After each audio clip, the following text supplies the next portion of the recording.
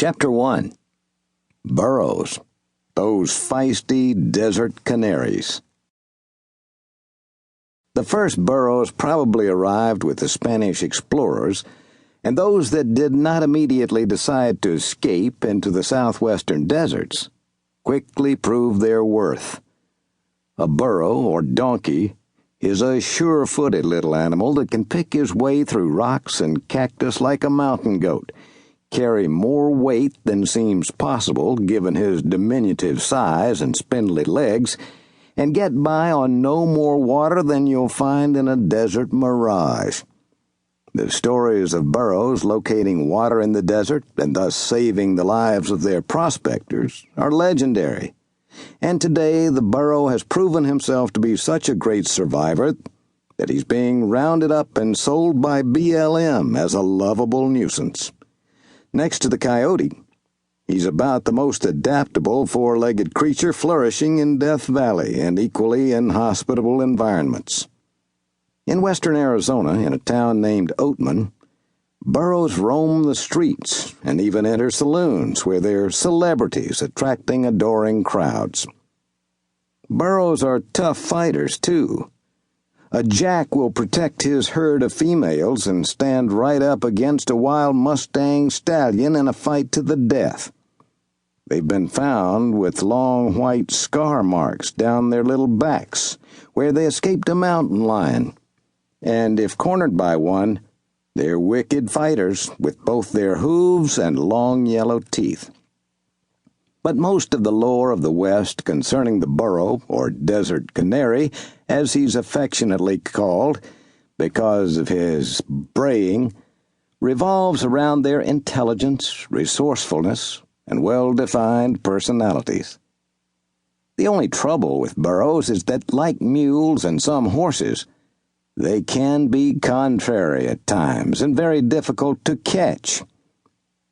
This fact is illustrated by a story of an old prospector named Slim Ludwig, who was being cross-examined by a frontier lawyer as to his qualifications as an expert mining witness. "How long have you been prospecting?" an antagonistic lawyer asked. "About 30 years, I reckon," Slim said. After more questions, the lawyer again asked Slim how long he'd been prospecting. "I guess about 5, Slim replied this time. "Aha!" the lawyer cried. "Earlier you said 30 years. Now you're saying 5. Don't you realize that you're under oath?" Wait a minute, Slim said, turning to the judge. "I said I've been prospector for 30 years, and I have. I said I'd prospected 5 years, and I have. Both statements are facts, Your Honor. 5 years I prospected, and the other 25 I spent looking for my damn burros." The judge, a knowledgeable mining man himself, nodded his head with understanding and said, "This man can be considered an expert mining witness." As stated before, burros have almost human personalities, and a lonesome prospector almost inevitably came to view a burro either as his friend or a worthy adversary.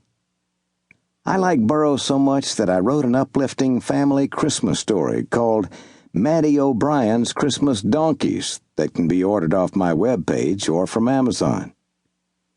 One of my favorite stories about donkeys happened when 2 prospectors met in the desert and began to swap the latest news of gold and silver strikes. The first prospector said, "There's a thumper of a strike way out at Skull Mountain. You reckon we ought to go?"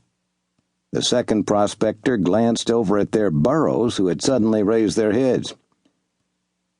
"Don't reckon we ought," he decided in a loud voice. The talk drifted to other things, but when the 2 burros had moved off far enough, the second prospector leaned over to whisper confidentially to the first.